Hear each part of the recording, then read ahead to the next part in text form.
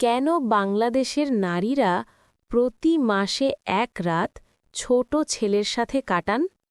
এই গোপন কথাটি জানলে আপনার গায়ের লোম দাঁড়িয়ে যাবে। ১২ বছর বয়সে আমার কাঁধে একটি বিশাল দায়িত্ব এসে পড়ে এবং আমি খুব চিন্তিত ছিলাম। আমি আমার বাবার সঙ্গে দেখা করতে এসেছিলাম, কিন্তু এখানে আসার পর যে আমার ওপর একটা ভারী দায়িত্ব এসে পড়বে তা আমি জানতামই না। তখন আমার দেখা হয় একজন বাঙালি ভদ্রমহিলার সঙ্গে, যিনি আমাকে এমন কিছু বলেছিলেন যা আমাকে অবাক করে দিয়েছিল। আমি ১২ বছরের ছোট বাচ্চা ছিলাম। আমার সাথে কি এমন কাজ তার থাকতে পারে যার বিনিময়ে সে আমাকে এত কিছু দিচ্ছে? আমি তার কথা কিছুই বুঝতে পারিনি, কিন্তু পরিস্থিতি আমাকে তার কথা মানতে বাধ্য করেছিল। এবং তারপরে সেই মহিলা আমার সাথে কি করেছিল তা জেনে আপনার পায়ের নিচে থেকে মাটি সরে যাবে। আমার নাম রচিত। আমার বয়স তখন মাত্র ১২ বছর, আর আমি আমার বাবার সাথে দেখা করতে বাংলাদেশে এসেছি।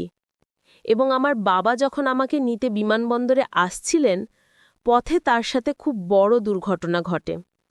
তিনি তখন গুরুতর আহত হয়ে হাসপাতালে ভর্তি হন। কিন্তু বাবার জায়গায় তার বন্ধু আমাকে নিতে আসেন, এবং তিনি যখন খবর দিলেন যে বাবা হাসপাতালে শুয়ে আছেন, তখন আমি খুব ঘাবড়ে গেছিলাম। আমার মা আমাকে গুয়াহাটি থেকে প্লেনে বসিয়ে দিয়েছিলেন এবং আমার বাবার আমাকে নিতে আসার কথা ছিল। কিন্তু আমার বাবার বন্ধুকে দেখে এবং পুরো বিষয়টি শুনে আমি প্রায় চিন্তায় প্রাণ হারাতে বসেছিলাম। আমি খুব জেদ নিয়ে বাংলাদেশে এসেছি, কারণ আমার স্কুলে ছুটি ছিল এবং আমি আমার বাবার সাথে কিছু সময় কাটাতে চেয়েছিলাম এবং বাংলাদেশে বেড়াতে যেতে চেয়েছিলাম। আমি আমার বাবা মায়ের একমাত্র ছেলে ছিলাম, তাই বাবা আমার পীড়াপিড়িতে রাজি হয়ে আমাকে তার কাছে ডেকেছিলেন। কিন্তু আমি কিভাবে জানব যে আমি এখানে আসার সাথে সাথেই এমন ঝামেলার মুখোমুখি হব? হসপিটালে পৌঁছে আমার বাবাকে খুব খারাপ অবস্থায় হাসপাতালে ভর্তি থাকতে দেখে আমি তখন কাঁদতে লাগলাম। তার সারা শরীরে ব্যান্ডেজ করা ছিল। ডাক্তার জানিয়েছেন তার অনেকগুলো হাড় ভেঙেছে। এমনিতেই এই সমস্যা চলছিল, আর তখনই জানা গেল যে বাবার কোম্পানি তার দুর্ঘটনার কথা শুনে বাবাকে ছুটি দিয়েছে এবং আগামী ৬ মাস বাবার কোনো কাজ নেই। কোম্পানি বাবার ভার বহন করতে চাইছিল না, তাই বাবাকে ৬ মাসের জন্য ছুটি দিয়েছিল, আর বাবার জায়গায় আরেকজনকে চাকরিতে নিয়োগ করেছিল। বাবার যখন জ্ঞান ফিরল এবং সেই বিষয়টি জানতে পারল, তখন সে খুব কাঁদতে লাগল। কারণ বাড়ির দায়িত্বই শুধু বাবার ছিল না, ২ অবিবাহিত বোনও ছিল বাড়িতে। তাদের কারণেই বাবা বাংলাদেশে এসেছেন উপার্জনের জন্য। আর যে সময় আমাকে আর মাকে ছেড়ে এখানে বাবা এসেছিল, আমার বয়স তখন মাত্র ৬ মাস। এখানে আসার পর বাবা ২ বোনকে বিয়ে দিয়েছিল, কিন্তু ২ বোন এখনও বাকি ছিল। আর বাবার স্বাস্থ্য তাই আরও খারাপ হতে থাকে, এই ভেবে যে এরপর কি হবে। বাবাকে এত চিন্তায় আর কষ্টে দেখে নিজের ওপরই রাগ হচ্ছিল, এটা ভেবে যে না এখানে আসার জন্য আমি জেদ করতাম, আর না বাবার দুর্ঘটনা ঘটত। আমার দৃষ্টিতে বাবার এই অবস্থার জন্য আমিই দায়ী। হসপিটাল থেকে ১ সপ্তাহের মধ্যেই আমার বাবাকে ছেড়ে দিয়েছিল। তারপর আমি এবং বাবা একটি ছোট অ্যাপার্টমেন্টে ফিরে এলাম।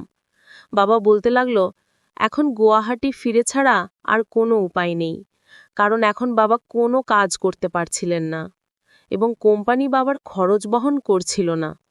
এমতাবস্থায় এখানে থাকা বাবার নিয়ন্ত্রণে ছিল না। বাবা বলল, যা কিছু টাকা জমা হয়েছে তাও এভাবেই খরচ হয়ে যাবে, তাই আমাদের বাসায় যাওয়াই ভালো। বাবার কথায় আমি কষ্ট পেয়েছিলাম, কারণ আমি জানতাম সেখানে গেলেও আমাদের বেঁচে থাকা কঠিন হবে। বাবা ছাড়া আমাদের আর কোনো সাপোর্ট ছিল না। আমি আমার বাবাকে আশ্বস্ত করেছিলাম যে তোমার স্বাস্থ্য ভালো হলে আমরা ফিরে যাবার কথা ভাবব। বাবা তখন টিকিট কিনতেও সক্ষম ছিল না, কিন্তু আমার ফিরে যাবার কোনো ইচ্ছা ছিল না। আমি ভেবেছিলাম আমি এখানে কিছু কাজ খুঁজে বের করব এবং বাবার সুস্থ না হওয়া পর্যন্ত বাবার দায়িত্ব পালন করব। কিন্তু সমস্যা ছিল, এটা গুয়াহাটি নয়, আর এখানে কেউ ১২ বছরের বাচ্চাকে কাজ দিতে প্রস্তুত ছিল না। এখানে শিশুদের কাজের জন্য কঠোর আইন জারি করা হয়েছিল। আমি ভাবছিলাম যে আমি কি করব, কারণ এখানে কাজ পাওয়া আমার পক্ষে অসম্ভব। রুমে থাকতে থাকতে বাবা অসুস্থ বোধ করছিল, তাই আমি বাবাকে পাশের পার্কে বেড়াতে নিয়ে গেলাম। সেখানে এক বাঙালি মহিলার সঙ্গে আমার দেখা হয়। সে দূরে বসেছিল এবং তার চোখ আমার এবং আমার বাবার দিকে স্থির ছিল। কিছুক্ষণের মধ্যেই বাবাকে চিনতেন এমন কাউকে পাওয়া গেল এবং বাবা তার সাথে কথা বলতে ব্যস্ত হয়ে গেল। তখনই সেই দূরে বসে থাকা মহিলাটি ইশারায় আমাকে তার কাছে ডাকলেন। আমি সাথে সাথে চলে গেলাম। মহিলাটি খুব সুন্দর ছিল। হেসে আমাকে জিজ্ঞাসা করতে লাগলো, তুমি কে, কোথা থেকে এসেছ, তোমার বাবার কি হয়েছে? আমি তাকে বললাম যে আমার নাম রচিত আর আমার বাড়ি ভারতের গুয়াহাটিতে। আমি এখানে বেড়াতে এসেছি, কিন্তু আমার বাবা দুর্ঘটনায় পড়েন আর এই কারণে আমরা খুব চিন্তিত। আমার কথা শুনে তিনি মৃদু হাসলেন। তারপর বলতে লাগলেন, তাহলে তোমাদের সংসার চলছে কি করে? তার কথায় আমার চোখের জল এসে গেল আর আমি তাকে বললাম, আমাদের খুব মন খারাপ। বাবার কাজ চলে গেছে, কিন্তু আমরা ফিরে যেতে চাই না। আমি এখানে কোনো কাজ খুঁজে পাচ্ছি না। সে বলতে লাগলো, এখানে তুমি কোনো কাজ পেলে সেই কাজ করবে? আমি তার কথা শুনে হেসে আর বললাম, হ্যাঁ, কেন নয়, কোনো কাজ থাকলে আমি অবশ্যই করব। আমাদের জন্য বাড়ি যাওয়া খুব কঠিন ব্যাপার হবে, সেই জন্য আমি নিজেও চাই যে 6 মাসের জন্য আমি বাবার বদলে তার সব দায়িত্ব নিতে পারি। আমার কথা শুনে সে খুশিতে বলতে লাগলো, আমি তোমাকে খুব পছন্দ করেছি। তোমার মতো একটা ছেলেরই আমার খুব দরকার, যে পরিশ্রম করে বাঁচতে চায় এবং পরিবারের স্বার্থে নিজের জীবন দিতে প্রস্তুত। আমি অবাক হয়ে জিজ্ঞাসা করলাম, তোমার কাছে কি আমার জন্য কোনো কাজ আছে?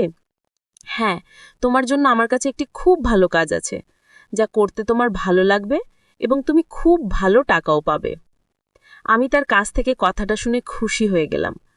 আমি যদি চাকরি পেতে পারি, এর থেকে ভালো আর কি হতে পারে? তাই আমি তাকে বললাম, ঠিক আছে, তুমি আমাকে শুধু চাকরিটা বলো, আমি বাবার সাথে কথা বলবো। সে বলতে লাগলো যে তোমাকে প্রতিদিন সকাল থেকে সন্ধে পর্যন্ত আমার বাংলোতে আসতে হবে, আর মাসের শেষ দিনে কাজ বলে দেব আর টাকাও দিয়ে দেব। সে আমাকে তার বাংলোর ঠিকানাও বুঝিয়ে দিল আর বলেছিল যে আমি তোমার জন্য অপেক্ষা করব, তুমি এলে আমি খুশি হব। সে খুব ভালো কথা বলছিল। আমি তাকে বললাম, আপনি আমাকে কাজটা তো বলে দিন। তারপর সে হাসতে লাগলো আর বলল, এত তাড়া কি রচিত, আগে তুমি ঘরে এসো। আমি তাকে অন্য কোনো প্রশ্ন করতাম, তার আগে আমার বাবা আমাকে ডেকেছিলেন। তার বন্ধু তখন চলে গেছে আর বাবার মুখে চোখে ব্যথা ভেসে উঠেছে। হয়তো তার বসতে সমস্যা হচ্ছিল। যেই আমি বাবার দিকে ফিরলাম, অবাক হয়ে বাবা জিজ্ঞাসা করল, ওই বাঙালি নারীর সঙ্গে কি কথা বলছিলে? আমি আমার বাবাকে বলেছিলাম যে মহিলাটি চেয়েছিলেন যে আমি তার বাংলোর কাজটা করি, আর সেই জন্য আমাকে ডেকেছিলেন। আমি এটাও ভাবতাম যে সেই মহিলার বাংলোর জন্য আমাকে কাজ করতে হবে, নইলে আমার মতো ছোট বাচ্চাকে সে আর কি কাজ দিতে পারে। তাই বাবাকে বলেছি। বাবার কথা শুনে স্পষ্ট অস্বীকার করে বললেন, সোনা, তোমার বয়স এখন মাত্র 12 বছর। তুমি এখানে আমার সাথে দেখা করে ঘুরতে এসেছিলে, আর আমি তোমাকে দিয়ে কাজ করাতে পারি না? জানি না কে সেই বাঙালি মহিলা, সে কত কাজ তোমাকে দিয়ে করাবে। বাবার কথা শুনে তাকে সান্ত্বনা দিলাম যে, বাবা, মাত্র 6 মাসের তো ব্যাপার, তুমি সুস্থ হয়ে গেলে আবার তোমার কোম্পানিতে চাকরি পাবে আর আমিও ফিরে যাব। ততক্ষণ সংসারের খরচ জমানোর জন্য কিছু না কিছু তো করতে হবে। যদি সেই মহিলা আমাকে ভালো টাকা দিতে প্রস্তুত থাকে, তাহলে কাজ করতে আমার আপত্তি নেই। বাবা আমার দিকে ভেজা চোখে তাকিয়ে আবেগে বলল, আমার 12 বছরের বাচ্চা এত বড় হয়ে গেছে যে এখন সে আমাকে বোঝাতে শুরু করেছে। আমি আমার বাবাকে বলেছিলাম, ওই মহিলাকে একবার বিশ্বাস করে দেখি। আমি একদিনের জন্য কাজ করতে যাব, আর আমি কাজটা বুঝতে পারলে করব, না হলে নয়। বাবার কথা শুনে এবং বাড়ির সমস্যা দেখে বাবা রাজি হলেন আর বলতে লাগলো, কোনো সমস্যা হলে সাথে সাথে বাড়ি ফিরে আসবে। আমি ঘুরে ওই মহিলার দিকে তাকালাম। সেই মহিলা তখন সেখান থেকে চলে গেছে। আমি ভেবেছিলাম পরদিন সকালে আমি তার কাছে যাব আর কাজ দেখব। আমি ভাগ্যক্রমে এই কাজটা পেয়েছি, নইলে আমি আগেই মেনে নিয়েছিলাম যে এখানে আমার কোনো কাজ নেই। সারা রাত আমি ভাবছিলাম যে আমি জানি না সেই মহিলা আমাকে কি কাজ করাতে হবে, এবং তার বাংলোটা কত বড় হবে, সেখানে কতটা পরিশ্রম করতে হবে। কিন্তু তারপর যখন চোখ বন্ধ করতাম তখন মা আর পিসির কথা ভাবতে শুরু করতাম। আমার 2 পিসি বিবাহযোগ্য বয়সের ছিল আর দারিদ্র্যের কারণে তাদের বিয়ে হয়নি। এই কারণেই বাবা বিদেশে থাকতেন। পরদিন সকালে বাবার সব কাজ করে এবং তাকে জলখাবার দিয়ে বাংলোতে যাওয়ার জন্য রওনা দিলাম। বাংলোটা আমাদের অ্যাপার্টমেন্ট থেকে বেশি দূরে নয়, তাই বাবা আমাকে একা পাঠাতে ভয় পাননি। আমি আমার বাবাকে আশ্বস্ত করেছিলাম যে কিছু সমস্যা হলে আমি অবিলম্বে বাড়ি ফিরে আসব। আমি ভদ্রমহিলার বাংলোতে পৌঁছানোর সাথে সাথে প্রহরীকে বললাম আমাকে মালকিন ডেকেছে। সে আমার দিকে মাথা থেকে পা পর্যন্ত তাকিয়ে বলল, তুমি মালকিনের সাথে থাকবে? সে খুব অদ্ভুতভাবে কথা বলছিল আর আমার দিকে অদ্ভুত চোখে তাকিয়ে প্রহরী ভিতর থেকে একজন দাসীকে ডাকল।